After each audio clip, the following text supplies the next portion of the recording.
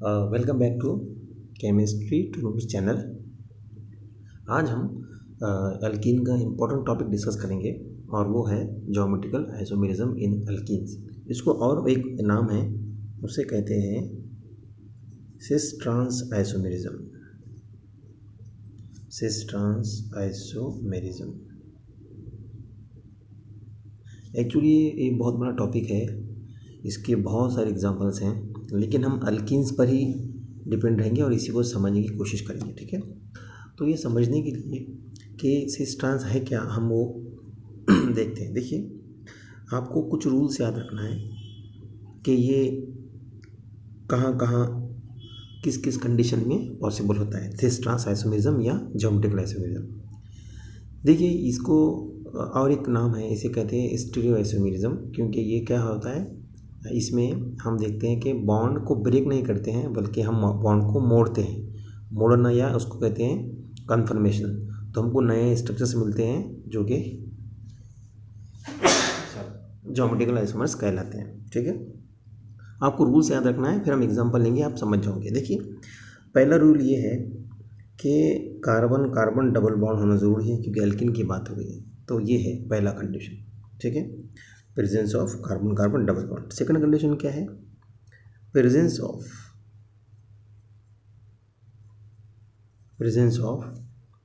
A pair of same group, presence of a pair of same group और atoms.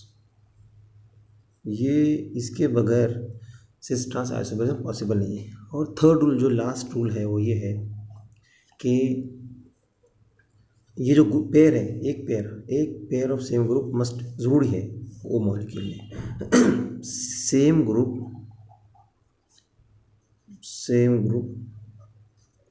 और atoms भी हो सकते हैं, वो हाइड्रोजन क्लोरीन हो सकते हैं, फ्लोरीन हो सकते हैं, हैलोजेंस हो सकते हैं। सेम ग्रुप और एटम जो पेयर के हैं, दो जो है सेम ग्रुप और atom, should not be on same carbon, should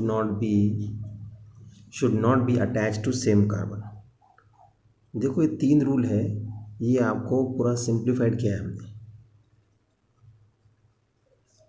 देख लीजिए, हम इसको समझने की कोशिश करते हैं। ठीक है, ये तीन रूल है, फिर हम सिस कैसे कहेंगे, ट्रांस कैसे कहेंगे, वो समझ लीजिए। देखिए, पहला रूल तो कहता है कि तो पहला रूल है presence of carbon carbon double bond. दूसरा रूल क्या है, सेम पेयर होना चाहिए। तीसरा रूल क्या है कि वो पेयर की जो दो एटम्स या दो ग्रुप हैं वो सेम कार्बन पे नहीं होना चाहिए, शुड नॉट बी अटैच। हम इसको फुलफिल करते हैं और समझने की कोशिश करते हैं। देखिए, पहली कंडीशन फुलफिल करते हैं कि कार्बन कार्बन डबल बॉन्ड होना चाहिए, ये हो गया कार्बन कार्बन डबल बॉन्ड। ठीक है, presence of a pair of same group, minimum, यहाँ याद रखिए, प्रेजेंस ऑफ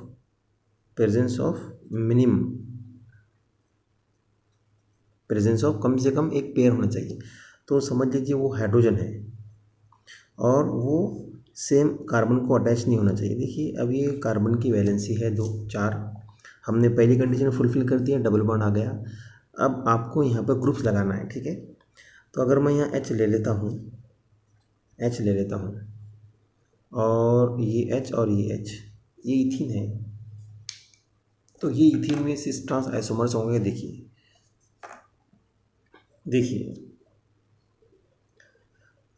सॉरी, ये यहाँ पर मैक्सिमम चाहिए, okay, I am sorry, minimum और मैक्सिमम उसको समझते हैं। ठीक है, देखिए, ये ग्रुप और ये ग्रुप सेम है, ये ग्रुप और ये ग्रुप सेम है, ये ग्रुप सेम है। देखो, ये हाइड्रोजन की अगर आप पेयर समझते हो, ये अगर ये सेम ले लेते हो हम, और ये भी सेम ग्रुप हो गया, यानी चारों भी सेम ग्रुप हो गए, तो ऐसा कंपाउंड सिस ट्रांस आइसोमेरिज्म नहीं बताएगा, यानी कि ज्योमेट्रिकल आइसोमेरिज्म नहीं बताएगा, क्योंकि ये दो ग्रुप सेम कार्बन पे आ गए। ठीक है, हम और एग्जांपल लेते हैं। देखिए, कार्बन कार्बन डबल बॉन्ड लिया हमने, अब यहाँ पर हमने सपोज H लिया और हमने फिर और एक H लिया, फिर हमने एक H लिया और ये CH3 लिया, ये प्रोपीन है। देख लीजिए, हमने कहा कि डबल बॉन्ड होना चाहिए, पहला रूल था है। दूसरा रूल क्या था कि सिमिलर ग्रुप या आइटम्स की एक पेयर होना, तो यहाँ पर ये एक पेयर है लेकिन और 1.5 हो गया, तो मिनिमम मैक्सिमम कितनी एक चाहिए, मैक्सिमम चाहिए, ठीक है। तो इसका मतलब, और थर्ड रूल क्या है कि सेम पेयर के जो एटम्स है वो एक कार्बन पे नहीं होना, तो एक कार्बन पे आ गए, इसका मतलब प्रोपीन भी आइसोमेरिज्म नहीं बताएगा, ठीक है। आगे बढ़ते हैं, हम ब्यूटीन लेते हैं। ब्यूटीन देखिए हम ले रहे हैं CH3 CH double bond CH3, ये ब्यूटीन है, ठीक है। हम इसके नॉमेनक्लेचर में आपने देखा होगा, नहीं तो आप देख लीजिए नॉमेनक्लेचर, आपको समझ में आएगा। सॉरी, ब्यूटीन है ये। इसका अगर हम बनाते हैं सिस ट्रांस आइसोमेरिज्म, तो देखते हैं इसको कैसा बना। देखिए यहाँ हम समझते हैं, अगर मैं इसको कार्बन कार्बन डबल बॉन्ड बनाता हूँ इसको, और इसको अलग अलग ग्रुप्स अटैच करते हैं। देखिए 2 H हैं, ये 2 H अगर मैं यहाँ लगाता हूँ और ये 2 CH3 अगर हम यहाँ अटैच करते हैं, तो ये बेस्ट एग्जांपल है सिस ट्रांस आइसोमेरिज्म का, समझ लीजिए। देखिए कंडीशन पहले थी कार्बन कार्बन डबल बॉन्ड है, ग्रुप्स मिनिमम सेम ग्रुप एक पेयर चाहिए, तो यहाँ 2 पेयर हो गई, लेकिन अलग अलग ग्रुप्स है, ये एक पेयर ये हो गई, ठीक है। ये HH की एक पेयर हो गई और CH3 की पेयर हो गई। थर्ड रूल क्या कहता है कि सेम ग्रुप्स जो है ये वो सेम कार्बन बने चाहिए, तो देखिए ये कार्बन पे H है, दूसरा H दूसरे कार्बन पे है, उसी तरह ये CH3 इस कार्बन पे है, दूसरा CH3 दूसरी, तो ये बेस्ट एग्जांपल है, ठीक है। अब बात यानी कि ये बताएगा सिस ट्रांस आइसोमेरिज्म, और इसे कहेंगे हम ज्योमेट्रिक आइसोमेरिज्म। अब बात होती है कि ये सिस है या ये ट्रांस है, क्वेश्चन है, तो याद रखिए सिस का मीनिंग ये है, cis same group same side of double bond, same group same side of double bond, बस याद रखिए। जब same group same side of double bond होंगे उसे कहेंगे सिस। ये जो डबल बॉन्ड है, ये डबल बॉन्ड, इसकी ये एक साइड है और ये एक साइड है, ये एक साइड और ये एक साइड है, तो सेम ग्रुप, ये सेम ग्रुप है, ये सेम ग्रुप है, should be on same side of double bond. ये डबल बॉन्ड की ये सेम ग्रुप सेम साइड में आ गए हैं और ये सेम ग्रुप, तो ये हो गया सिस ब्यूटीन, ठीक है। अगर ये रैंडम है या आप बोलोगे कि same group on opposite side, तो देख लीजिए हम इसको बनाने की कोशिश करेंगे। ये देख लीजिए, ये कार्बन कार्बन डबल बॉन्ड है, ये यहाँ पे HH था, ये CH3, हम क्या करते हैं इसको फिक्स करते हैं, इसको CH3 एज इट इज रखते हैं, इसको स्विच करते हैं, इधर इसको फ्लिप किया हमने, H इधर आया, CH3 इधर आया। अब देखिए अब क्या हुआ, यहाँ पे ये same group opposite side of double bond चला गया, ये सेम ग्रुप था, डबल बॉन्ड के एक साइड में एक है, दूसरी साइड में दूसरा है, तो ऐसे कंपाउंड्स को हम कहते हैं ट्रांस।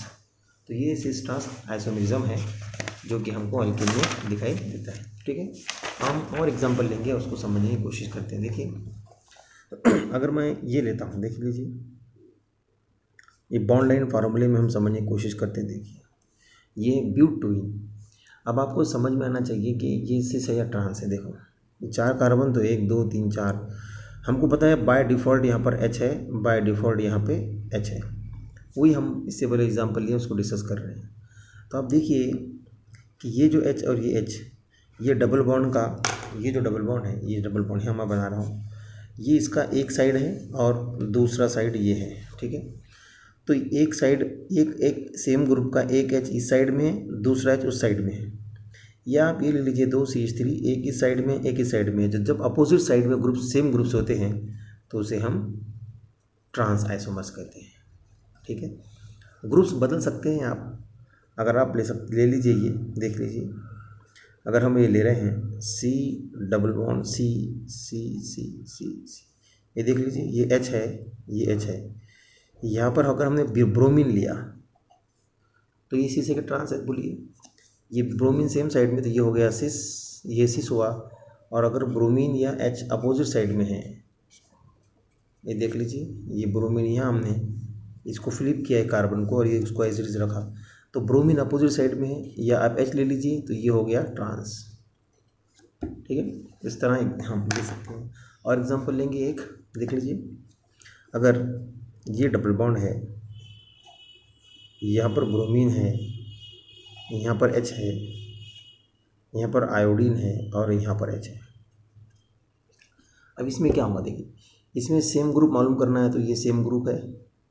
कहाँ पे डबल बॉन्ड की एक साइड है, ये एक साइड है, तो ये डबल बॉन्ड की एक साइड भी है, इसका मतलब सिस हुआ। इसका ट्रांस कैसा होगा देख लीजिए, जस्ट फ्लिप दिस, इसको नीचे लाइए, आई को, एच को ऊपर ले जाइए और ये एज इट इज रहेगा। ये जो ग्रुप सेम है अपोजिट साइड में है, इसलिए ये ट्रांस हुआ। ठीक है, हम नेक्स्ट वीडियो में और आपको बताएंगे कि और कौन से ग्रुप्स हम ले सकते हैं सिस ट्रांस ज्योमेट्री के लिए।